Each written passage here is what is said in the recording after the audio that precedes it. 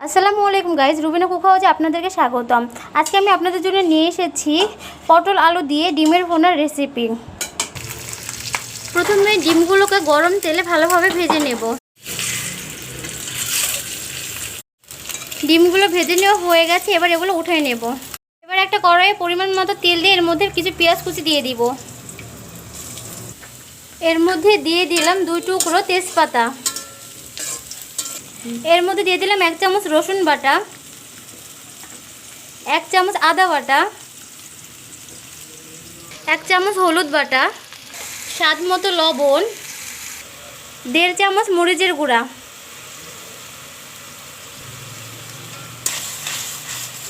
এবার এর মধ্যে কেটে রাখা পটল আর আলুটা দিয়ে দেব।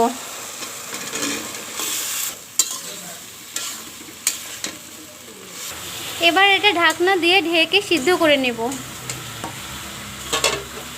বলক এসেছে, এবার নেড়ে চেড়ে দেখতে হবে সিদ্ধ হয়েছে কিনা। গন্ধটা অনেক সুন্দর বের হয়েছে। এবার এর মধ্যে দিয়ে দিলাম 1 টুকরা গরম মশলা।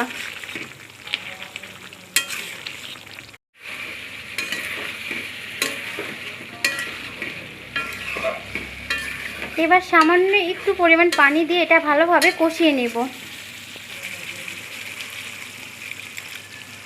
কষিয়ে নেওয়া হয়ে গেছে, এবার এটা একটু নেড়ে চেড়ে দেখব ভালোভাবে সিদ্ধ হয়েছে কিনা।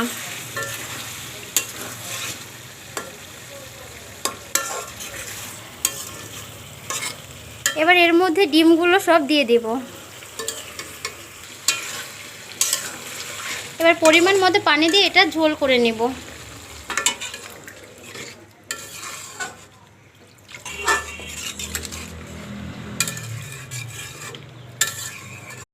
এভাবেই তৈরি হয়ে গেল আমাদের পটল আলু দিয়ে ডিমের ঝোলের রেসিপি।